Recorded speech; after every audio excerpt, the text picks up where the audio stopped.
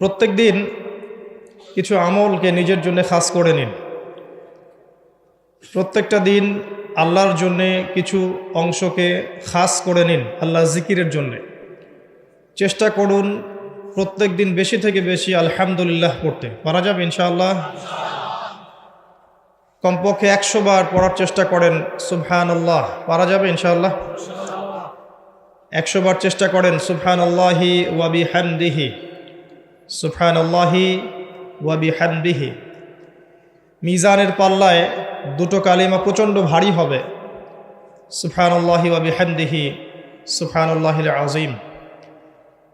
চেষ্টা করেন প্রত্যেক দিন কমপক্ষে 100 বার এতটুকু বলা, আস্তাগফিরুল্লাহ ওয়া আতুবু ইলাইহি, আস্তাগফিরুল্লাহ ওয়া আতুবু ইলাইহি। নবী সাল্লাল্লাহু আলাইহি ওয়াসাল্লাম, যার আগের পিছের সমস্ত গুনাহ মাফ, যিনি নিষ্পাপ মানুষ, তিনি দিনে 100 বার আল্লাহর কাছে ইস্তেগফার করতেন। সেখানে আমাদের কতবার পড়া উচিত আমরা নিজেরাই বুঝতে পারছি। কমপক্ষে 100 বার বলতে চেষ্টা করি আস্তাগফিরুল্লাহ ওয়া আতুবু ইলাইহি। এবং সকালে এবং সন্ধ্যায় একবার করে বলার চেষ্টা করি সাইয়্যিদুল ইস্তেগফার। সাইয়্যিদুল ইস্তেগফার কোন বইয়ে পাবেন? আমি রেফার করি একটা বই, হিসনুল মুসলিম। এই বইটার অ্যাপসও পাওয়া যায় প্লে স্টোরে, এখানে পাবেন। সকালবেলা পড়ার পরে কেউ যদি সন্ধ্যার আগে মারা যায় ইনশাল্লাহ জান্নাতে যাবে। সন্ধ্যাবেলায় পড়ার পরে ফজর হওয়ার আগেই যদি মারা যায় ইনশাল্লাহ জান্নাতে যাবে। কোনটা সাইয়্যিদুল ইস্তেগফার? আল্লাহুম্মা আনতা রাব্বি লা ইলাহা ইল্লা আনতা খালাকতানি আনা আবদুক ওয়া আনা আলা আহদিক ওয়া ওয়া'দিকা মাস্তাতা'ত আউযু বিকা মিন শাররি মা সানা'ত আবু'ু লাকা বিনি'মাতিকা আলাইয়া ওয়া আবু'ু বিযানবি ফাগফিরলি ফাইন্নাহু লা ইয়াগফিরু যুনুবা ইল্লা আনত। এর আগে কখনো শুনেছেন? শুনেছেন? যাদের মুখস্থ নাই, এটা মুখস্থ করা যাবে?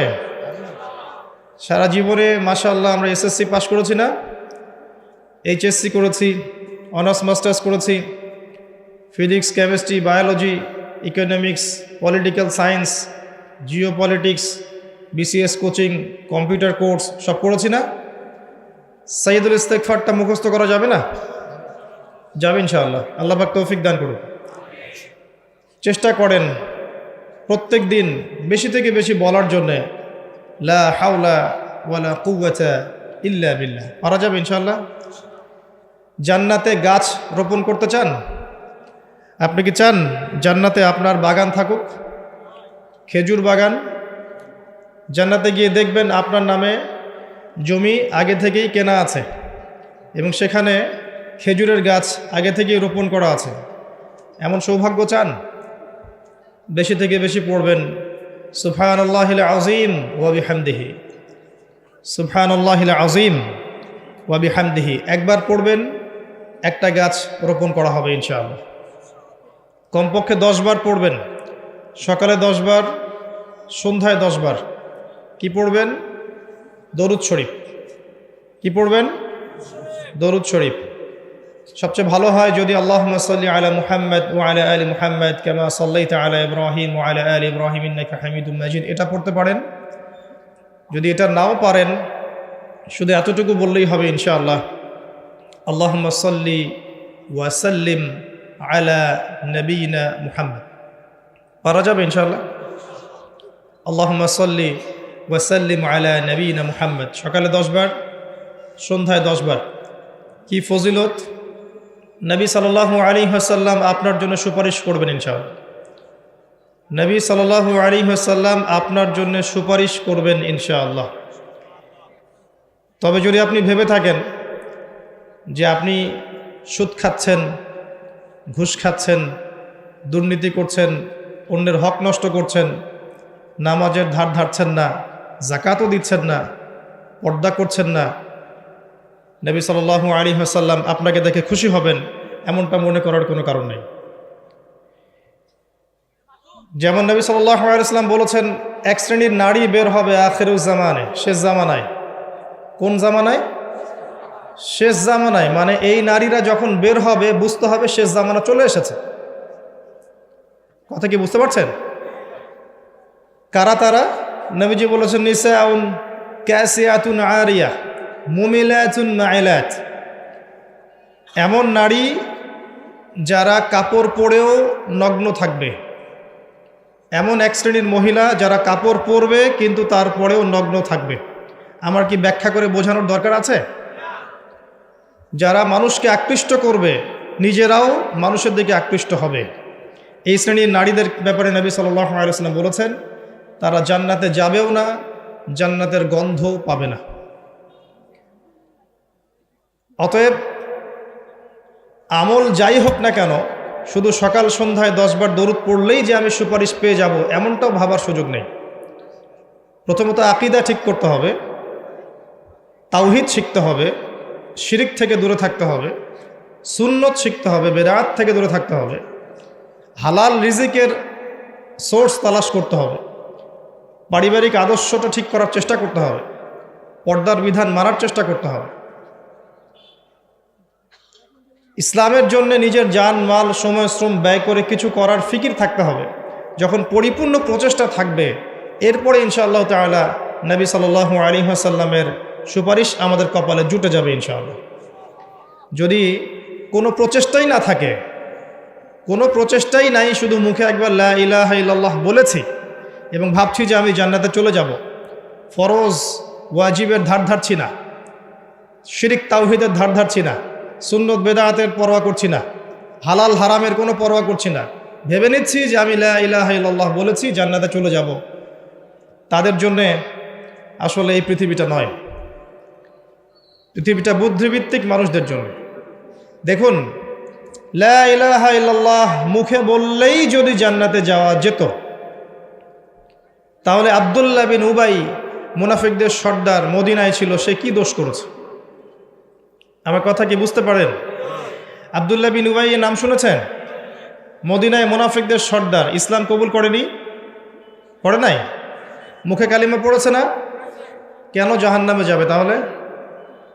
লা ইলাহা ইল্লাল্লাহ মুখে, তার আগে কলিজার ভিতরে, আগে কলবে, হৃদয় থেকে আল্লাহর সামনে আত্মসমর্পণ, আল্লাহ ছাড়া কোনো ইলাহ নাই, এটা মননে বিশ্বাস করা এবং সেভাবে আল্লাহর আদেশ নিষেধ মেনে চলার চেষ্টা করা। এরপরে কাজ করতে গিয়ে ভুল হতে পারে, তওবা করে ফিরে আসার সুযোগ আছে। লা ইলাহা ইল্লাল্লাহ এটাকে সরাসরি অস্বীকার করলে কাফের হয়ে যায়। আর লা ইলাহা ইল্লাল্লাহকে মুখে স্বীকার করে মনের মধ্যে কপটতা থাকলে মুনাফিক হয়। আবার লা ইলাহা ইল্লাল্লাহ বলে বিভিন্ন পাপাচারে লিপ্ত থাকলে ফাসেক এবং জালেম হয়। আর লা ইলাহা ইল্লাল্লাহকে মন থেকে বিশ্বাস করে মুখে স্বীকার করে কাজে বাস্তবায়ন করলে পরিপূর্ণ মুসলিম হয়। আমি কি বোঝাতে পারছি? ইমানের পিলার কয়টা? 6টা না নাকি 7টা? 5টা। সুবহানাল্লাহ।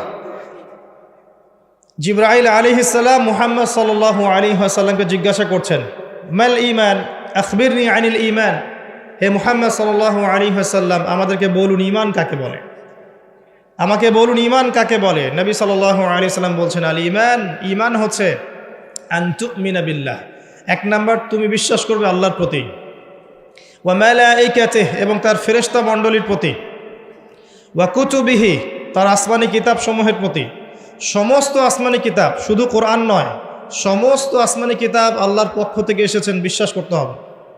ওয়া রুসুলিহি সমস্ত নবী রাসূলগণের প্রতি বিশ্বাস করতে হবে, শুধু মুহাম্মদ সাল্লাল্লাহু আলাইহি ওয়াসাল্লামই একমাত্র রসুল নন, এর আগেও অসংখ্য নবী রসুল এসেছেন, বিশ্বাস করতে হবে।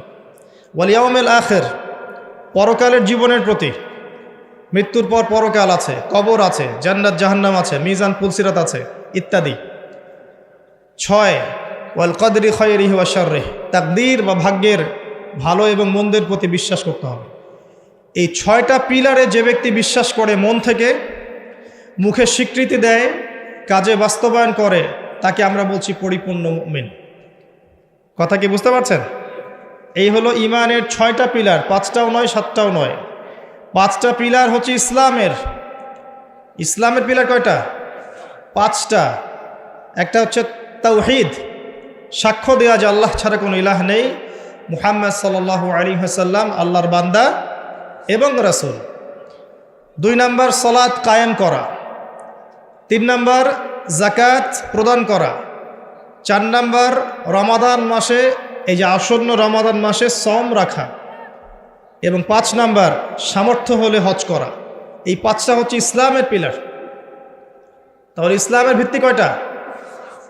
ঈমানের ভিত্তি কয়টা? আপনারা প্রত্যেক দিন একটা অংশ আল্লাহ পাকের জিকিরের জন্য খাস করে নেন। লা হাওলা ওয়ালা কুওয়াতা ইল্লা বিল্লাহ বেশি থেকে বেশি বলার চেষ্টা করেন। আল্লাহুম্মা সাল্লি আলা মুহাম্মদ ওয়া সাল্লিম, দরুদ শরীফ বেশি বেশি পড়ার চেষ্টা করেন। যে ব্যক্তি একবার দরুদ পাঠ করবে নবী সাল্লাল্লাহু আলাইহি ওয়াসাল্লামের উপরে, আল্লাহর রাসূল বলছেন তার উপর আল্লাহ পাক 10 বার রহমত করবেন ইনশাআল্লাহ। তার আমলনামা থেকে 10টা গুনাহ আল্লাহ মাফ করে দিবেন। শুধু তাই নয়, 10টা নেকি লেখা হবে এবং তার মর্যাদা 10 গুণ বাড়িয়ে দেওয়া হবে। সবচেয়ে বড় কথা হচ্ছে দরুদ বেশি বেশি পড়লে আপনার টেনশন দূর হয়ে যাবে।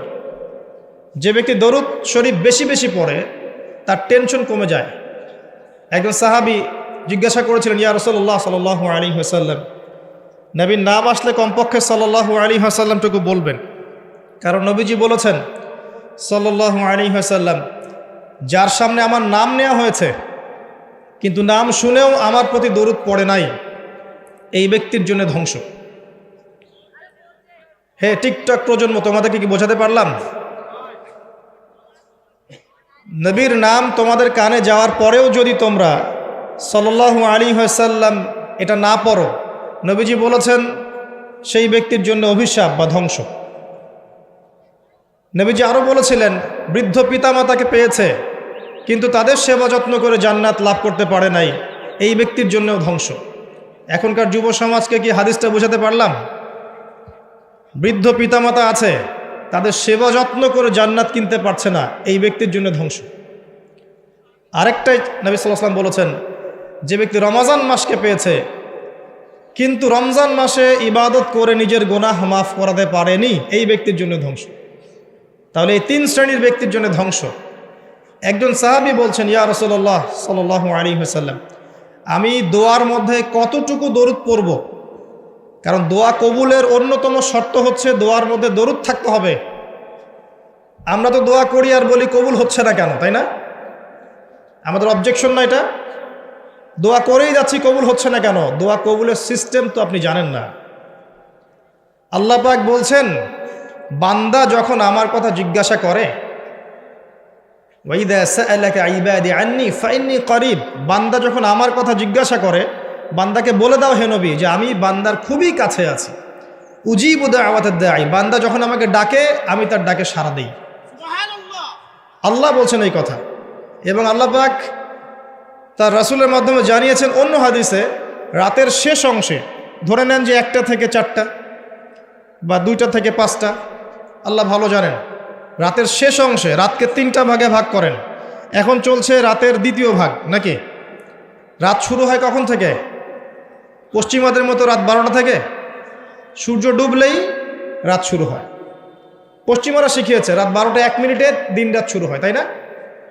আর আল্লাহ পাক শিখিয়েছেন সূর্য উঠলেই দিন, সূর্য ডুবলেই রাত। রাতকে 3 ভাগ করে ফেলেন। শেষ অংশে আল্লাহ রাব্বুল আলামিন প্রথম আকাশে নেমে আসেন। আল্লাহ পাক কীভাবে নেমে আসেন এটা প্রশ্ন করার দরকার নাই, এটা আমাদের বুঝে আসবে না। সব কিছু আমাদের বুঝে আসতে হবে জরুরি না। জরুরি? আমরা মনে করি যে সব কিছুর ব্যাখ্যা মনে হয় আমরা দিতে পারবো। আসলে কি পারবো?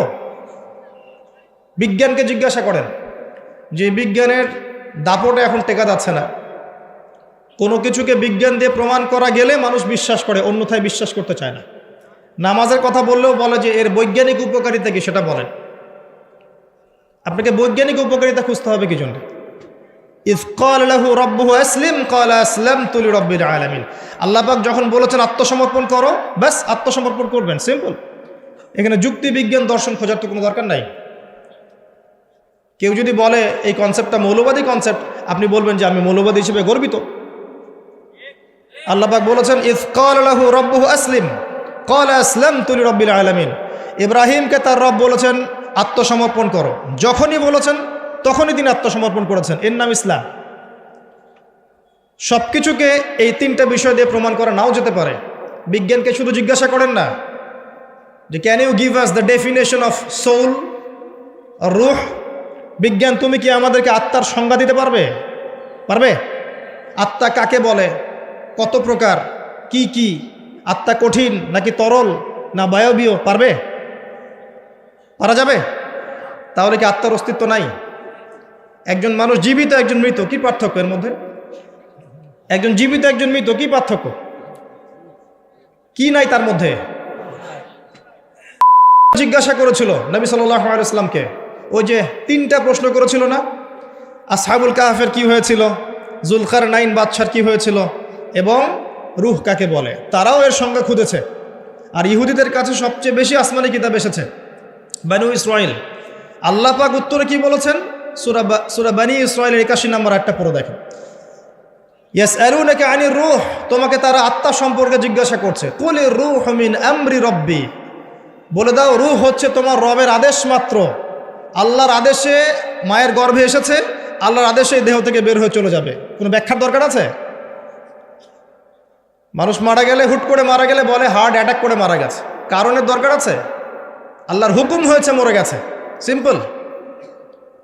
এই রূহটা কোথায় ছিল? এই রূহটা ছিল রুহের জগতে, আলমে আরওয়াহ একটা জগৎ আছে। এই জগৎ কত গ্যালাক্সি দূরে, এটা নিয়ে আমাদের গবেষণা করার দরকার নেই। এটা নিয়ে তারা গবেষণা করতে পারে যাদের আল্লাহ বিশ্বাস নাই, তারা খুঁজে খুঁজে বের করুক। কিন্তু এই জগৎ আছে, আলমে আরওয়াহ, রুহের জগৎ বলে একটা জগৎ আছে। আলামে বারজাখ একটা জগৎ আছে, যেখানে মৃত মানুষের আত্মাদেরকে রাখা হয়েছে এবং এখানে শাস্তি দেওয়া হচ্ছে, অথবা সেখানে আপনার এই পুরস্কার দেওয়া হচ্ছে।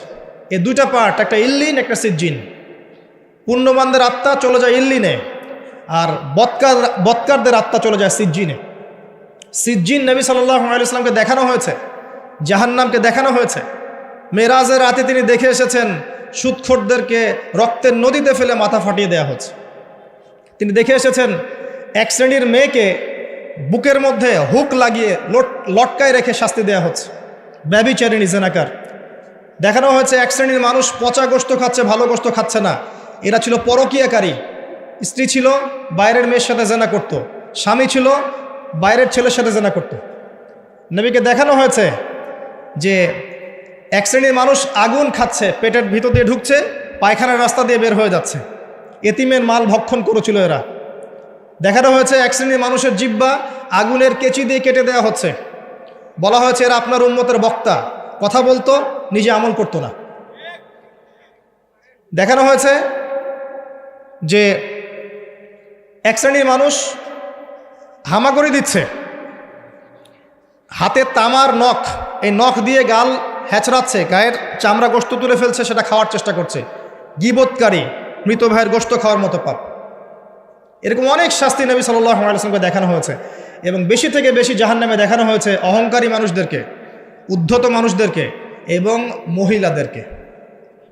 বারজাখ নবী সাল্লাল্লাহু আলাইহি ওয়াসাল্লাম দেখে এসেছেন। বলতে চাচ্ছি, যেটা দেখা যায় না তাকে বিশ্বাস করব না, এই কনসেপ্ট ঠিক না। কোনো কিছুকে বিজ্ঞান, যুক্তি, দর্শন প্রমাণ করলেই বিশ্বাস করতে হবে, না হলে করব না, এই দর্শন ঠিক না। কারণ মানুষের জ্ঞান নিতান্তই ক্ষুদ্র। এই ক্ষুদ্র জ্ঞানের মানুষ সব কিছু ব্যাখ্যা করতে পারবে না। নবী সাল্লাল্লাহু আলাইহি ওয়াসাল্লাম এর উপর দরুদ পড়লে এক শ্রেণীর মালায়েকা দরুদগুলোকে সংগ্রহ করে নবীর কবরে পৌঁছে দেন। তিনি উত্তর দিয়ে থাকেন, ওয়া আলাইকুস সালাম। সাহাবী জিজ্ঞাসা করছেন, আমার দোয়ায় আমি কতটুকু দরুদ পড়ব? দোয়া কবুলের সেই কথা বলছিলাম। রাতের শেষ অংশে আল্লাহ পাক নেমে আসেন। কিভাবে আসেন আপনার জানার দরকার নাই, জাস্ট বিশ্বাস করেন। এসে বলতে থাকেন, কে আছো আমার কাছে কিছু চাইবে, আমি তোমাকে দান করব। কে আছো আমাকে ডাকবে, আমি তোমার ডাকে সাড়া দেব। কে আছো আমার কাছে ক্ষমা চাইবে, আমি তোমাকে ক্ষমা করে দেব। ফজর পর্যন্ত আল্লাহ রাব্বুল আলামিন এমন করে আহ্বান করতে থাকেন, যখন আমরা 2 রাকাত নামাজ পড়ার সুযোগ পাই না। প্রজন্ম কি করে? এই প্রজন্ম ওই সময় ফ্রি ফায়ার খেলে, পাবজি খেলে। ওই সময় দেখবেন ফোনে রাত জেগে জেগে জেগে জেগে জেনা করছে আর মেয়ের সাথে কথা বলছে। এই সময়টাতে কি করে? মুভিজ দেখে, কোনো ক্ষেত্রে পর্ন দেখে, সিরিয়াল দেখে, একবারে ভোর হবে যখন ফজরের আজানে ডাক দিয়ে ঘুম দিয়ে দিবে, উঠবে জোহরের নামাজের আগে। এটা ট্রেডিশন, এখন এটা চলছে।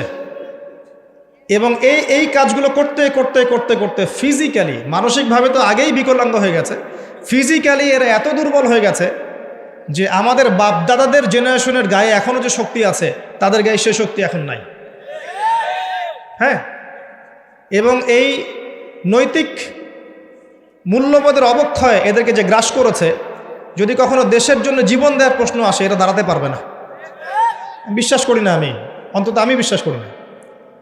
যাদের সারাটা দিন ফিকির হচ্ছে মেয়ে, গার্লফ্রেন্ড, মাদক, আপনার ইয়াবা সেবন করা, সিগারেট খাওয়া, গাঁজা খাওয়া, অ্যালকোহল সেবন করা, জুয়া খেলা, ক্যাসিনোতে যাওয়া, মেয়েদেরকে নিয়ে ডেট করা, রাত্রেবেলা পর্নোগ্রাফি দেখা, মাস্টারবেশন করা, নিজের উপর জুলুম করা, পর্ন দেখতে দেখতে নিজে ভিতর থেকে একটা পশু হয়ে গেছে, ভিতর থেকে পশু।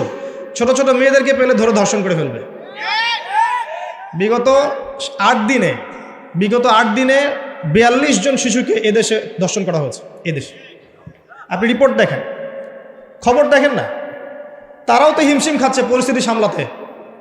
এই যে কিশোর অপরাধ যে বেড়েছে, এই যে কিশোর গ্যাং তৈরি করছে, এরা কত বছর বয়সেদের? 15 থেকে 20, এবং এমনভাবে ক্রাইম করে আপনার মাথা খারাপ হয়ে যাবে, চিন্তাই করতে পারবেন না, এত সুপরিকল্পিতভাবে ক্রাইম করেছে।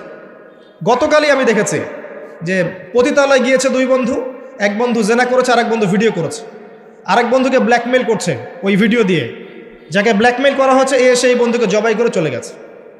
খুব চমৎকার সমাজ না আমাদের এখন? যখন আমরা বলি যে এই যুব সমাজকে কোরআন শেখান, রাসূলের সুন্নাত শেখান, আল্লাহর রাস্তায় সময় দেওয়ার মানসিকতা তৈরি করেন, বাধ্যতামূলক কোরআন শেখান, নামাজি বানান, ইসলামিক বই পুস্তক পড়ান, আলেম ওলামাদের সামনে নিয়ে আসেন, ওদের সাথে বসান, কথাবার্তা শোনান, তখন আপনি বলে দেন তারা জঙ্গি হয়ে যাবে, সন্ত্রাসী হয়ে যাবে? তারা কোরআনের কাছে আসলে সন্ত্রাসী হয়ে যাবে? এখন তারা কি আছে? এই কিশোর গ্যাংয়ের ছেলেরা কি? সব কিছু বাহ্যিক চোখ দিয়ে দেখতে হবে এমন নয়, অভ্যন্তরীণ চোখটাকে কাজে লাগান। আল্লাহর বিধান কোরআন এবং সুন্নাহর মধ্যেই শান্তি কামিয়াবি আছে। আল্লাহ পাক প্রথম আকাশে নেমে এসে আহ্বান করেন যে কে আছো চাইবে আমি দিব, কে আছে ক্ষমা চাবে আমি ক্ষমা করে দেব, কে আছো আমাকে ডাকবে আমি তোমার ডাকে সাড়া দিব। আমাদের আল্লাহ বলতে থাকেন। দোয়া কবুলের সময়গুলো শুনে নেন। রাতের শেষ অংশে দোয়া কবুল হয়, বৃষ্টি পড়ছে, বৃষ্টি দোয়া করলে দোয়া কবুল হয়। আজান হচ্ছে, আজানের উত্তর দেন, উত্তর দেওয়ার পরে আজানের দোয়া পড়েন, তারপরে রাসূলের প্রতি দরুদ পড়েন সাল্লাল্লাহু আলাইহি ওয়াসাল্লাম, হাত উঠিয়ে দোয়া করেন, দোয়া কবুল হয়ে যাবে ইনশাআল্লাহ। আজান হয়েছে, ইকামত হবে, আজান ইকামতের মাঝখানে একটা সময় আছে না, এই সময় দোয়া করেন, দোয়া কবুল হয়ে যাবে ইনশাআল্লাহ। সুন্দর করে ওযু করেন, ওযু করে হাতটা তুলে দোয়া করেন, দোয়া কবুল হয়ে যাবে ইনশাআল্লাহ। 2 রাকাত নামাজ পড়েন, 2 রাকাত নামাজে মনোযোগ ঠিক রাখার চেষ্টা করেন, নামাজ শেষে হাত তুলে দোয়া করেন, দোয়া কবুল হয়ে যাবে ইনশাআল্লাহ। আপনি কোনো ভালো কাজ করেছেন, গোপনে দান করেছেন বা কোনো দান সাদাকা করেছেন, ভালো কাজ করেছেন, কেউ দেখে নাই, আল্লাহ দেখেছেন, এই কাজটাকে ওসিলা করে দোয়া করেন, দোয়া কবুল হয়ে যাবে ইনশাআল্লাহ। পারা যাবে? আরেকটা বড় অস্ত্র বলে দিচ্ছি, নামাজের সেজদায় যখন আপনার মাথা আপনার সবচেয়ে উঁচু জায়গাটা সবচেয়ে নিচু জায়গায় লাগিয়েছেন, আল্লাহর সামনে নত করেছেন, এই সেজদায় তাসবিহ পাঠ করেন সুবহান রাব্বিয়াল আ'লা, অথবা সুবহানাকা আল্লাহুম্মা রাব্বানা ওয়া বিহামদিকা আল্লাহুম্মা ইগফিরলি, অথবা সুবহান কুদ্দুসুন রাব্বুল মালাইকাতি ওয়ার রূহ পাঠ করেন, করার পর দোয়া করেন। সেজদায় যে দোয়াই করবেন ইনশাআল্লাহ কবুল হয়ে যাবে। সেজদায় যে দোয়াই করবেন ইনশাআল্লাহ কবুল হয়ে যাবে, বলেন সুবহানাল্লাহ। নবী সাল্লাল্লাহু আলাইহি ওয়াসাল্লাম বলেছেন, বান্দা সেজদায় আল্লাহর যতটা কাছে থাকে অন্য কোনো সময় এত কাছে যেতে পারবে না। আর আমরা কি করে? টুক করে সেজদা দিয়ে টুক করে উঠে যাই, একটা দোয়া করার সুযোগ পাই না, চান্সও দেই না। সেজদায় দোয়া কবুল হয়, প্রত্যেকটা সেজদায় একটা করে দোয়া করেন না, একটা করে দোয়া করেন। আরবিতে দোয়া করতে পারলে সবচেয়ে ভালো, যেগুলো কোরআন এবং সুন্নাহ থেকে সাব্যস্ত। যদি নফল নামাজ পড়েন, আপনার আরবি জানা নাই মোটেই, বাংলাতেই বলেন, আল্লাহ আমি অসুস্থ, আমাকে শেফা দাও, আল্লাহ আমার ছেলেটাকে হিদায়াত দাও, আল্লাহ আমার রিজিক প্রশস্ত করে দাও, আল্লাহ আমাকে হালাল রিজিকের ব্যবস্থা করে দাও, আল্লাহ আমাকে মাফ করে দাও, বলা যায় না? দোয়া কবুল অন্যতম সময় রমাজান মাস যেটা সামনে আসছে, রোজা রাখা অবস্থায় আপনি দোয়া করলে দোয়া কবুল হয়ে যাবে ইনশাআল্লাহ। এবং যখন মানুষ আপনার আমল দেখছে না, আপনি গোপনে আমল করছেন, সৎ আমল, যে কাজগুলো মানুষ দেখছে না, আপনি জানেন, আল্লাহ জানেন, ওই কাজগুলোকে দোহাই করে আল্লাহর কাছে দোয়া করেন, কবুল হয়ে যাবে ইনশাআল্লাহ। আরও আছে, অসুস্থ হয়েছেন, দোয়া করেন, দোয়া কবুল হতে পারে। অসুস্থ রুগী দেখতে গিয়েছেন, রুগীকে বলেন আমার জন্য দোয়া কর, দোয়া কবুল হবে ইনশাআল্লাহ। রোগীর দোয়া ফেরেশতাদের দোয়ার মতো, রোগীর দোয়া মালায়েকার দোয়ার মতো কবুল হয়ে যায়। দোয়া কবুল করতে হলে বেশি বেশি দরুদ পড়েন, ইনশাআল্লাহ দোয়া কবুল হয়ে যাবে। ওই সাহাবীর কথা বলছিলাম, তিনি বলছেন, ইয়া রাসূলুল্লাহ, আমি দোয়ায় কতটুকু দরুদ পড়ব? নবীজি বলছেন, তোমার যতটুকু ইচ্ছা। সাহাবী বলছেন, আমি কি 4 ভাগের 1 ভাগ করব? নবীজি বললেন, তোমার যতটুকু ইচ্ছা, বাড়াতে পারলে ভালো হয়। সে বলছে, আমি কি তাহলে অর্ধেক দরুদ পড়ব? নবীজি বললেন, তোমার ইখতিয়ার, যদি বাড়াতে পারো খায়ের। সবশেষে সাহাবী বলছেন, আমি কি পুরোটা সময় দরুদ পড়ব? নবীজি বলছেন, তাহলে তোমার কোনো দুশ্চিন্তা থাকবে না, তোমার কোনো টেনশন থাকবে না, তোমার সব কিছু ক্লিয়ার, ইহকাল পরকালের সব দায়িত্ব আল্লাহ নিয়ে নেবেন ইনশাআল্লাহ। একটা কালিমা আছে, সকালে এবং সন্ধ্যায় 7 বার করে পড়লে আল্লাহ পাক ওই ব্যক্তির দুনিয়া আখিরাতের সমস্ত দায়িত্ব নিয়ে নেবেন ইনশাআল্লাহ তাআলা। বলে দেব সেটা কি? হাসবি আল্লাহ লা ইলাহা ইল্লাহু আলাইহি তাওয়াক্কালতু ওয়া হুয়া রাব্বুল আরশিল আযীম। কোন সূরায় আছে এটা? কে বলতে পারবেন? একজনও নাই? আলেম একজন বলেছেন, আমি জেনারেলদের কাছ থেকে উত্তর চাচ্ছিলাম। কোথায় আছে? হাসবি আল্লাহ লা ইলাহা ইল্লাহু আলাইহি তাওয়াক্কালতু ওয়া হুয়া রাব্বুল আরশিল আযীম। যে সূরা আপনাকে প্রমাণ করে দিবে যে আপনি মুমিন না মুসলিম না মুনাফিক, তার নাম সূরা তাওবা। একটা সূরা কোরআনের যে প্রমাণ করে দিবে যে আমি আসলে মুমিন না আমি আসলে মুসলিম না আমি আসলে মুনাফিক, প্রমাণকারী সূরার নাম হচ্ছে তাওবা।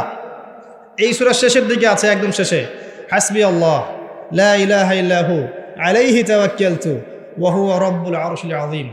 হাসবি আল্লাহ, আল্লাহ আমার জন্য যথেষ্ট, লা ইলাহা ইল্লাহু, তিনি ছাড়া কোনো ইলাহ নাই, আলাইহি তাওয়াক্কালতু, আমি তার প্রতি তাওয়াক্কুল করেছি, ভরসা করেছি, ওয়া হুয়া রাব্বুল আরশিল আযীম, তিনি মহান আরশের রব। এই কথা যে বলবে সকালে 7 বার, সন্ধ্যায় 7 বার, দুনিয়া আখিরাতের যে কোনো প্রয়োজন আল্লাহ পাক পূরণ করে দিবে ইনশাআল্লাহ। এটা আরেকজন নবী বলেছিলেন, তার নাম কি? এটা একজন নবী বলেছিলেন, তার নাম কি? যাকে আগুনে ফেলা হচ্ছিল, এবার বুঝতে পারছেন কি নাম? ইব্রাহিম আলাইহিস সালাম। যখন তাকে ফেলা হচ্ছে তখন জিবরাইল আলাইহিস সালাম চলে এসেছেন, এসে বলছেন যে আমার কাছে কি আপনার কোনো প্রয়োজন আছে? আপনি চাইলে, আর তিনি কতই না উত্তম কর্মবিধায়ক। বলার সাথে সাথেই আল্লাহ পাক বললেন, ইয়া নার, হে আগুন, কুনি বারদান ওয়া সালামান আলা ইব্রাহিম, হে আগুন ঠান্ডা হয়ে যাও, শীতল আরামদায়ক ঠান্ডা হয়ে যাও ইব্রাহিমের জন্য। সুবহানাল্লাহ। এই আমলগুলো নিয়মিত করেন, আল্লাহ পাক করার তৌফিক দান করুন, আমিন। একবার নবী সাল্লাল্লাহু আলাইহি ওয়াসাল্লাম ঘরে বসে আছেন এবং তখন ফজরের আজান দিয়েছে। তিনি বাসা থেকে বের হয়ে গেলেন, দেখলেন যে তার স্ত্রী মুসল্লায় নামাজ পড়ছে এবং নামাজ শেষ করে তিনি সুবহানাল্লাহ, আলহামদুলিল্লাহ, আল্লাহু আকবার, লা ইলাহা ইল্লাল্লাহ এগুলো পড়ছেন। হাতে খেজুরের বিচি আছে, খেজুরের বিচি, এগুলো দিয়ে পড়ছেন, গুনছেন। নবীজি চলে গেলেন নামাজে সাল্লাল্লাহু আলাইহি ওয়াসাল্লাম, গিয়ে সালাত পড়লেন, তার সকালের কাজগুলো সারলেন। সকালে ফজরের পরে তিনি দার্স দিতেন, সাহাবীদেরকে কিছু বলতেন, কেউ স্বপ্ন দেখলে সেটা শুনতেন, ব্যাখ্যা করতেন, সময় লাগতো। এরপর ইশরাকের নামাজ পড়ে বাসায় আসতেন। তিনি সকালের সমস্ত কাজ সেরে বাসায় ফিরে দেখলেন স্ত্রী রাদিয়াল্লাহু আনহা তখনও ওই অবস্থাতেই বসে আছে এবং তাসবিহ তাহলিল করছেন। আল্লাহর নবী সাল্লাল্লাহু আলাইহি ওয়াসাল্লাম অবাক হয়ে জিজ্ঞাসা করলেন, তুমি কি তখন থেকে এখানে বসে আছো? তখন থেকেই তাসবিহ তাহলিল করছো? তার স্ত্রী বললেন, হ্যাঁ ইয়া রাসূলুল্লাহ সাল্লাল্লাহু আলাইহি ওয়াসাল্লাম। তখন নবীজি বললেন, আমি তোমার এখান থেকে বের হওয়ার পরে মাত্র 5টা কালিমা 3 বার পড়েছি। কয়টা কালিমা? মাত্র 5টা কালিমা আমি 3 বার পড়েছি। তুমি যতক্ষণ আমল করেছো, এই আমলটাকে যদি এক পাল্লায় রাখা হয় আর আমারটাকে আরেক পাল্লায় রাখা হয়, আমারটা ভারী হবে বলে আমি আশা করি। সেটা কি? সেটা হচ্ছে 1, আমার সাথে বলেন, সুবহানাল্লাহি ওয়া বিহামদিহি। 2, আদাদা খালকিহি। 3, ওয়া রিদা নাফসিহি। 4 ওয়া জিনাতা আরশিহি, 5 ওয়া মিদাদা কালিমাতিহি। এই 5টা কালিমা 3 বার করে সুবহানাল্লাহি ওয়া বিহামদিহি আদাদা খালকিহি ওয়া রিদা নাফসিহি ওয়া জিনাতা আরশিহি ওয়া মিদাদা কালিমাতিহি পারা যায়? সকালে 3 বার বললে এই দেখেন 3, 4, 5 ঘন্টার ইবাদতের নাকি পাচ্ছেন আপনি। আরেকটা বলে দেই, ফজরের নামাজ জামাতে পড়ার পরে কেউ যদি বসে থাকে, নামাজ জামাতে পড়েছে এরপর জায়গায় বসে আছে, নামাজ শেষ, নামাজের পরে দোয়া হয়েছে আলহামদুলিল্লাহ, দোয়া করেছে, নামাজে বসে আছে, নামাজের শেষে বসে আছে, তাসবিহ তাহলিল করছে, করতে করতে করতে করতে সূর্য উঠে গেল। সূর্যটা উঠে যাওয়ার পরে সেই ব্যক্তি যদি 2 রাকাত নফল নামাজ পড়ে, যেটাকে আমরা ইশরাকের নামাজ বলি, এটা পড়ে যদি বাসায় ফিরে যায়, আল্লাহ রসুল বলছেন সাল্লাল্লাহু আলাইহি ওয়াসাল্লাম, তার আমল নামায় একটা কবুল হজ, একটা কবুল ওমরার নেকি দেওয়া হবে। এই আমলগুলো করতে খুব কষ্ট হবে ভাই। জুমার দিন আসবে, পরশু দিন আসবে না, অনলি একটা আমল বলছি। জুমার দিন আমি 3টা আমলকে বেশি গুরুত্ব দেই। 1 নাম্বার হচ্ছে সূরাতুল কাহফ, যেটা আপনাকে মাসিহুদ দাজ্জাল থেকে বাঁচাবে। 2 নাম্বার বেশি থেকে বেশি দরুদ পড়া, এই দিন দরুদ পেশ করা হয় নবী সাল্লাল্লাহু আলাইহি ওয়াসাল্লামের কাছে।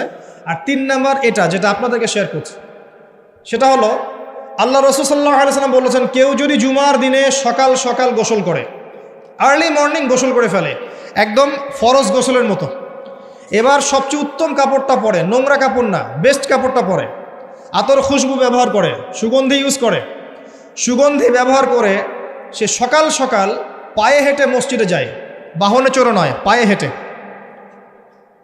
মসজিদে গিয়ে ইমাম বয়ান খুতবা শুরু করার আগেই মসজিদে চলে গেছে, ইমামের কাছাকাছি বসে, কাউকে কষ্ট দেয় না, ইমাম খুতবা দিচ্ছে সে চুপচাপ শুনছে, কাউকে কষ্ট দেয় না। এমনকি পাশে কেউ কথা বলে তাকে এতটুকু বলে না চুপ করো, এতটুকু বলে না, চুপচাপ খুতবা শুনে নামাজ পড়ে ইমামের সাথে সালাম ফিরায়।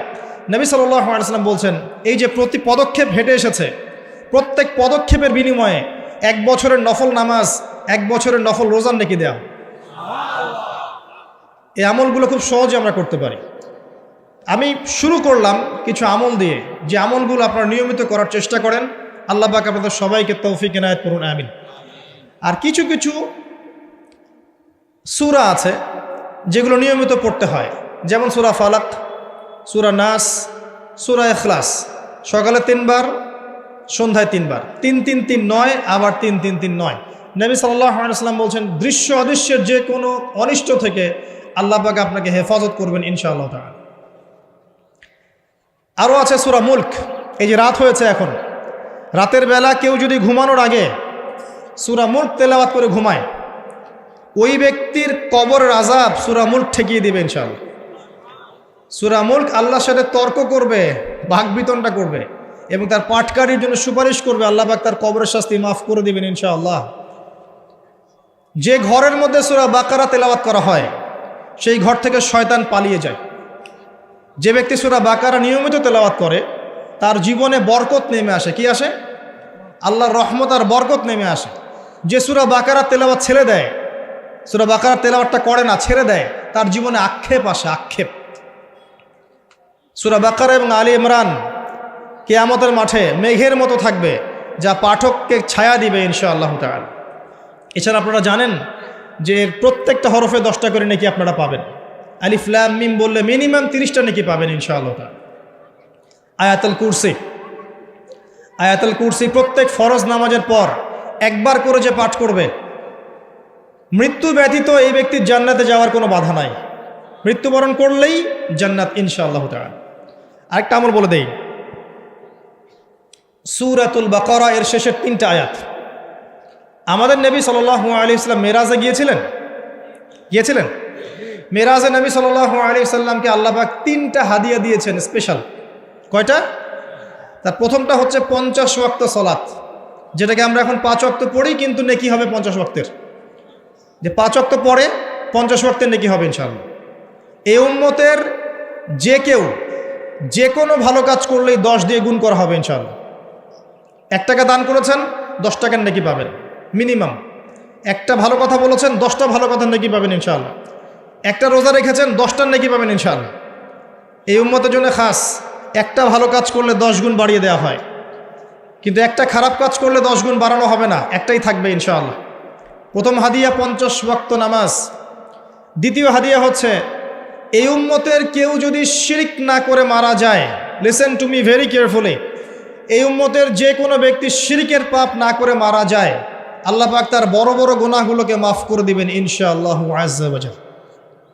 আর কি চান? আল্লাহ পাক বলছেন হাদিসে কুদসির মধ্যে, হে আদম সন্তান, তুমি যদি আমার সামনে আসমান জমিন সমান পাপ নিয়ে হাজির হও, আসমান জমিন সমান গুনাহ নিয়ে হাজির হও, কিন্তু আমার সাথে কাউকে শরিক করো নাই, শিরিকের পাপ নাই, তাহলে আমি আল্লাহ তোমার সামনে আসমান জমিন সমান ক্ষমা নিয়ে হাজির হব। বলেন সুবহানাল্লাহ। তারপরেও একটা কথা বলতে চাই, তারপরেও আল্লাহ পাক এত বড় নিশ্চয়তা দেওয়ার পরেও উম্মতে মুহাম্মাদের মধ্যে 73 দল হবে, যার 72 দল জাহান্নামে যাবে। আমি কি বুঝাতে পারছি?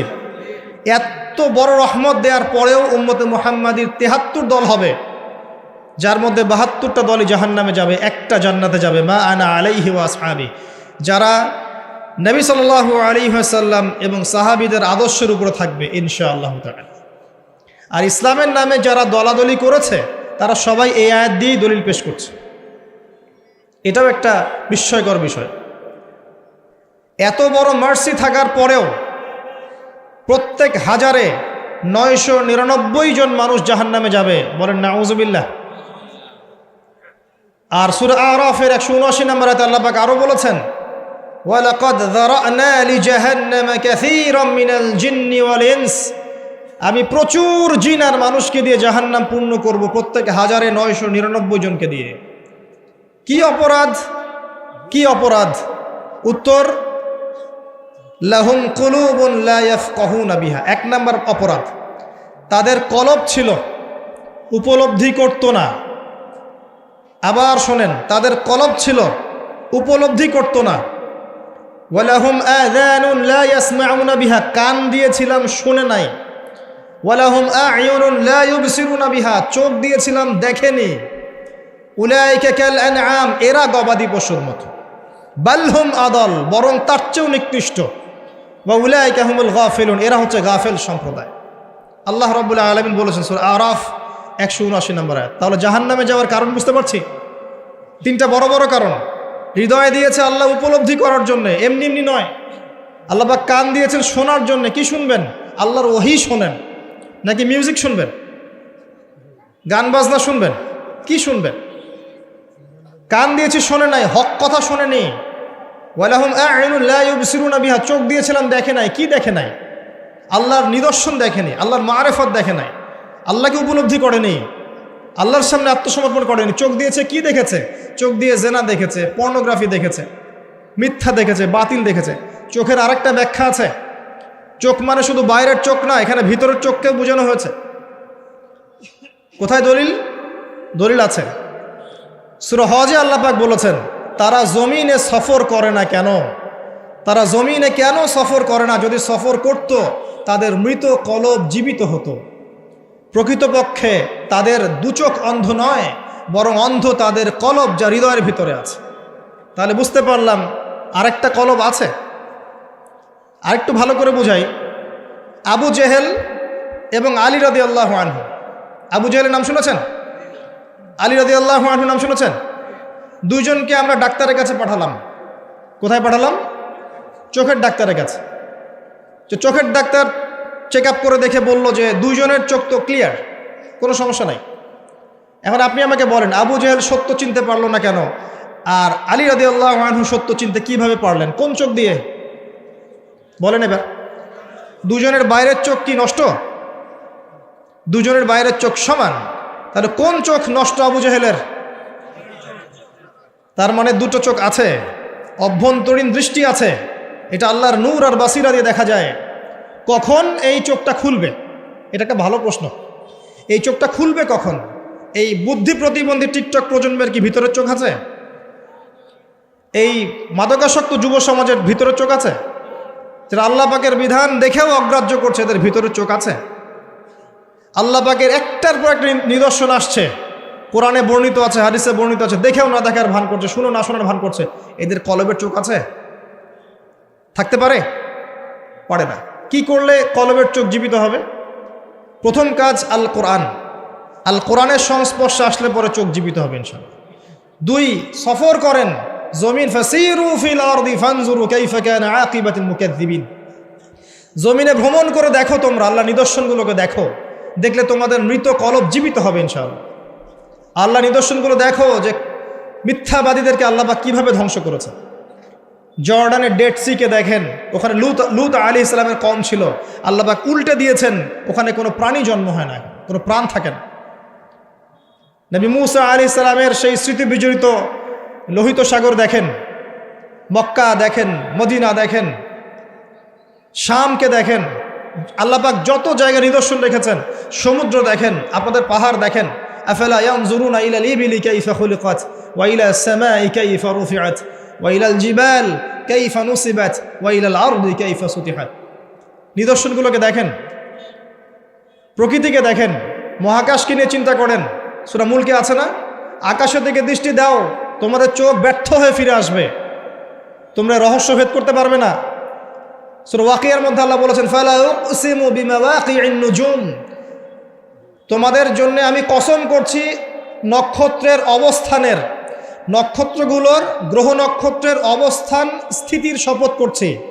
ওয়া ইন্নাহু লাকাসামুন লাউ তা'লামুন আযীম, আর এটা একটা বিশাল কসম যদি তোমরা জানতে। একটা জাররা পরিমাণ যদি অবস্থানে পার্থক্য ঘটে যায়, মহাবিশ্ব ধ্বংস হয়ে যাবে। আল্লাহ পাক এগুলো দেখতে বলেছেন, তারপরে কলব জীবিত হবে ইনশাআল্লাহ।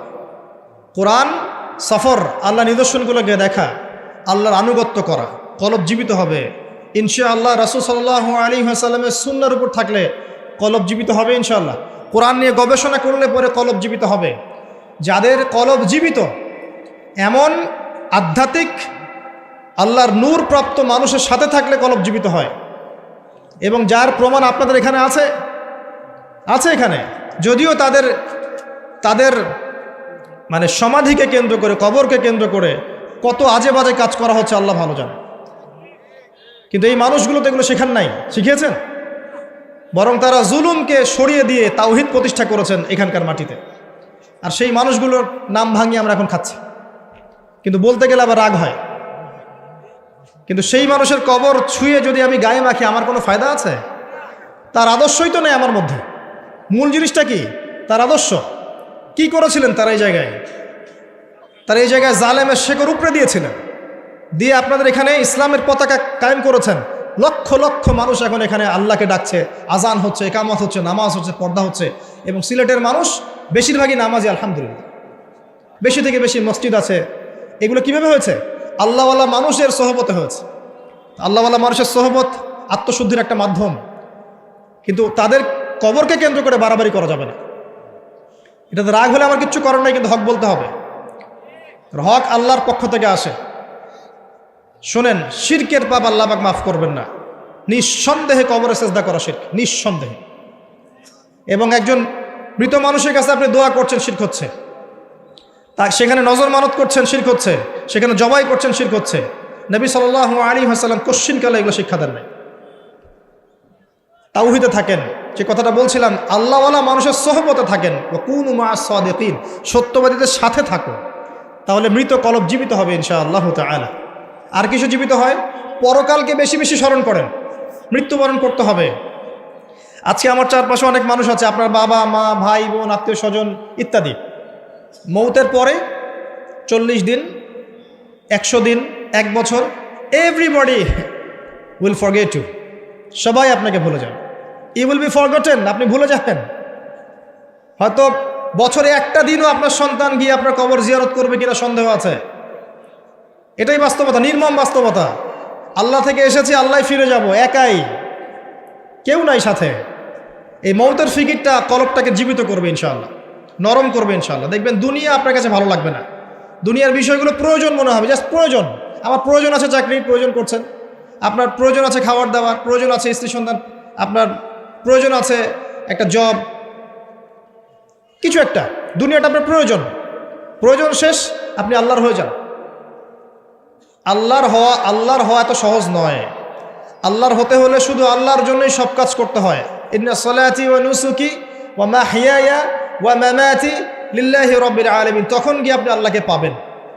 আমার কথা ভালো করে শোনেন, যদি আপনি মানুষকে সন্তুষ্ট করতে যান এবং মানুষের কাছে কিছু পাওয়ার আশা করেন, আপনি কষ্ট পাবেন। বিশ্বাস হচ্ছে না? মানুষের কাছে এক্সপেকটেশন বেশি রাখেন, আপনি কষ্ট পাবেন। আপনি আল্লাহর কাছে আশা করেন, কষ্ট পাবেন না।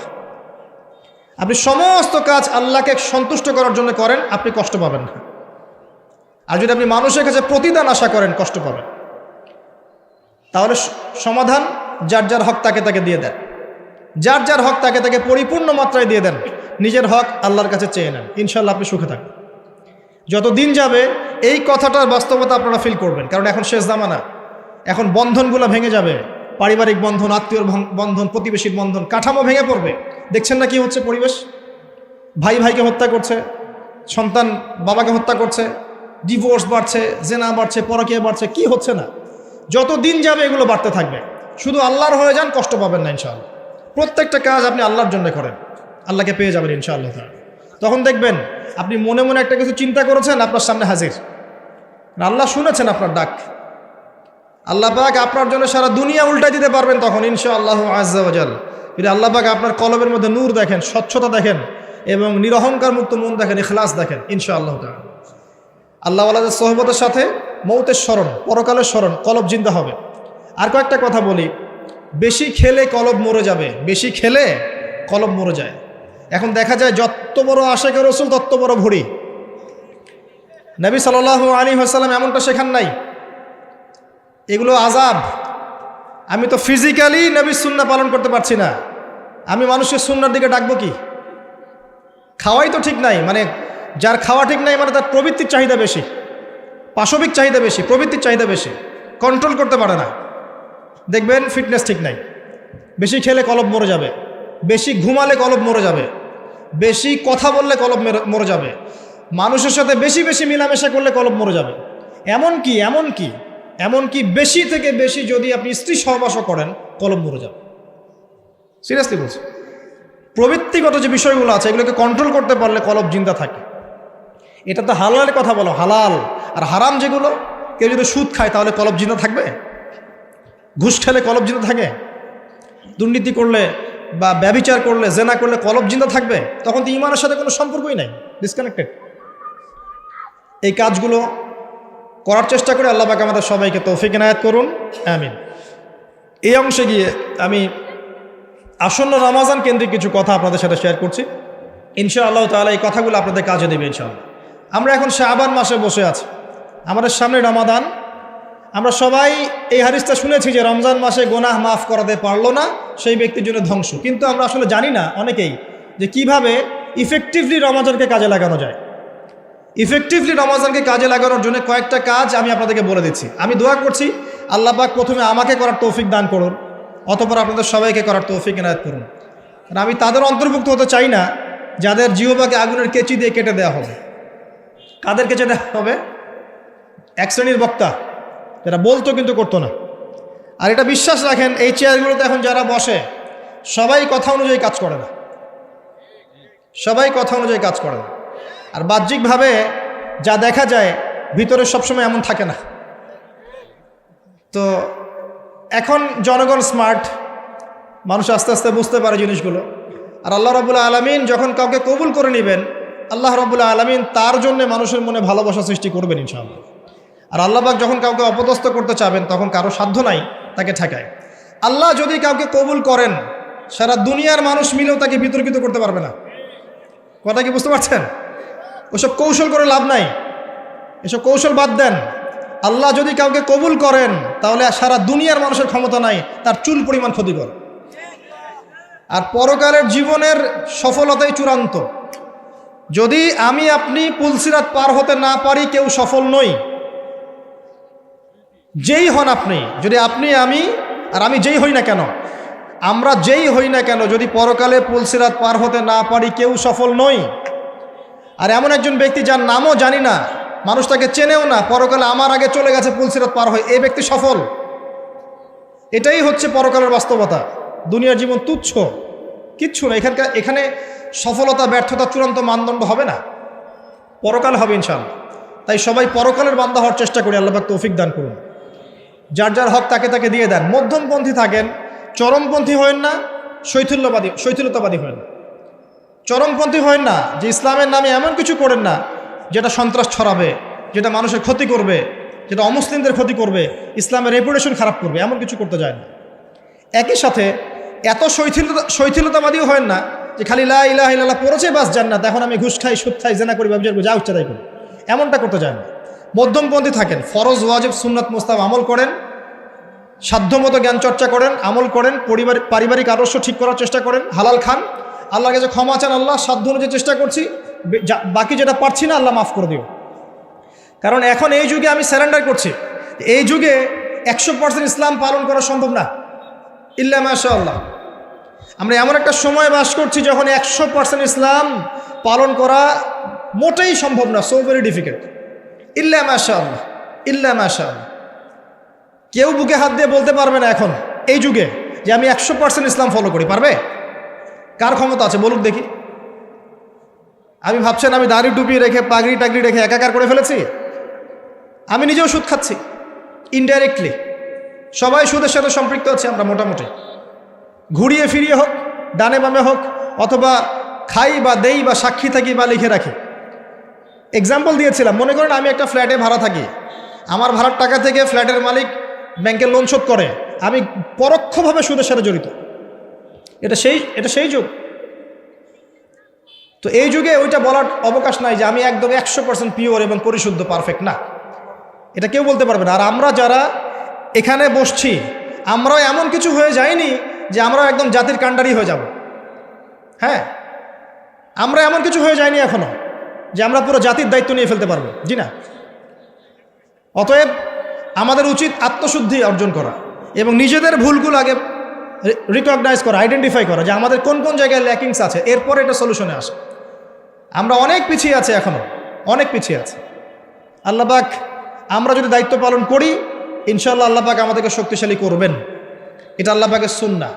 ইন তানসুরুল্লাহ ইয়ানসুরুকুম, তোমরা আল্লাহর দ্বীনকে সাহায্য করো, আল্লাহ তোমাদেরকে সাহায্য করবেন। ওয়া ইউসাব্বিত আকদামাকুম, এবং তোমাদের পা আল্লাহ পাক সুদৃঢ় করবেন।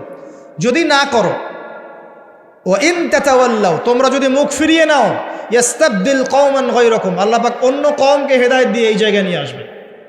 আমাদের কোনো প্রয়োজন নেই আল্লাহ পাক।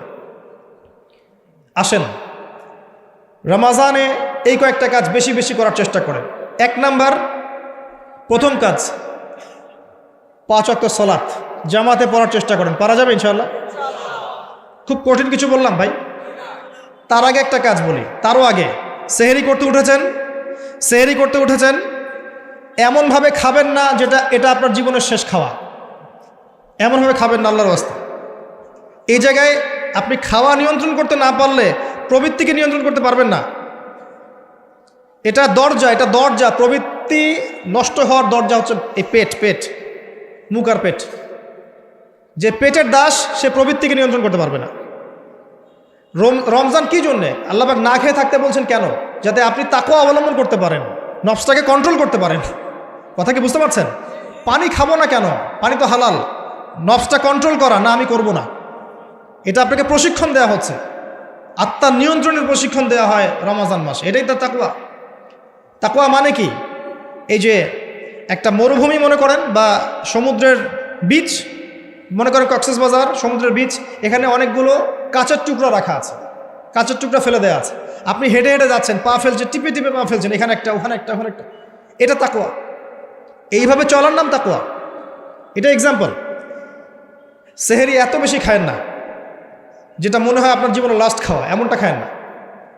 এরপরে 5 ওয়াক্ত নামাজ চেষ্টা করেন জামাতে পড়ার জন্য। যদি জামাত মিস হয়ে যায়, নামাজ ছেড়ে দিবেন না, বাসায় পড়বেন।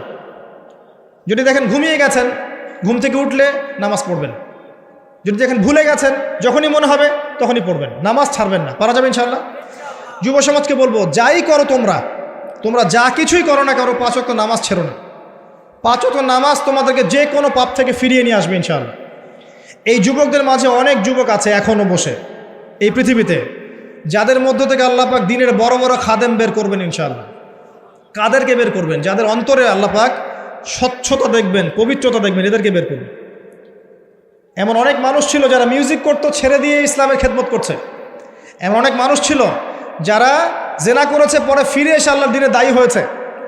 এমন অনেক মানুষ আছে যারা বড় বড় কবিরা গুনাহ করেছে পরে তওবা করে ফিরে এসে আল্লাহর দিনের খেদমত করছে, আছে না? এই মানুষগুলোকে আল্লাহ পাক হেদায়েত দিলেন কেন? উত্তর, তাদের কলবটা ছিল পরিচ্ছন্ন, সৎ অন্তর ছিল, আল্লাহর ভয় ছিল মনের মধ্যে। আল্লাহর ভয় থাকে, ফিরে আসবে ইনশাআল্লাহ। আমরা দোয়া করি আল্লাহ পাক তাদেরকে ফিরিয়ে দেখ, আমিন। শুধু তাই নয়, এখন ইসলামের যারা প্রকাশ্য শত্রু তাদের মধ্য থেকেও আল্লাহ পাক ওমর এবং হামজা রাদিয়াল্লাহু আনহুর মতো মানুষ বের করতে পারেন। জানেন, ওমর রাদিয়াল্লাহু আনহু তরবারি নিয়ে বের হয়ে যাননি, তাকে আল্লাহ পাক দ্বিতীয় খলিফা বানাননি, তার মনটা ছিল পরিচ্ছন্ন, আল্লাহ পাক কবুল করেছেন। 5 ওয়াক্ত সালাত পড়ার চেষ্টা করেন জামায়াতের সাথে, আল্লাহ পাক তৌফিক দান করুন। একইভাবে ইফতার যখন করবেন তখন এমনভাবে খাবেন না এটা শেষ খাওয়া, গোগ্রাসে খাবেন না, 10টা 20টা 30টা আইটেম করার দরকার নাই। যতটুকু হলে আপনার ইবাদত করার শক্তি চলে আসে এনাফ। আর বেশি বেশি হাইজেনিক খাবার খাবেন, বাইরের খাবার ভাজা পোড়া বেশি খেতে যায় না, অসুস্থ হয়ে যাবেন। আমরা ইফতারে কিন্তু একদম বিরিয়ানি, পোলাও, কোরমা কত কি খাওয়া শুরু করি। সিম্পল খাবার খাওয়া শুরু করেন, সিম্পল খাবার খান, হোমমেড ফুড খান, বাইরের ম্যানুফ্যাকচার্ড ফুড খান, আপনি সুস্থ থাকবেন ইনশাআল্লাহ। কারণ ইফতারের পরে আসে আপনার তারাবির নামাজ পড়তে হলে আপনার শরীরে শক্তি লাগবে। দেখবেন ইফতার করার পরে চিৎপটাঙ্গে শুয়ে পড়ছে, আর শরীর নড়ে না, আছে না? এটা করতে যায় না, পরে খান।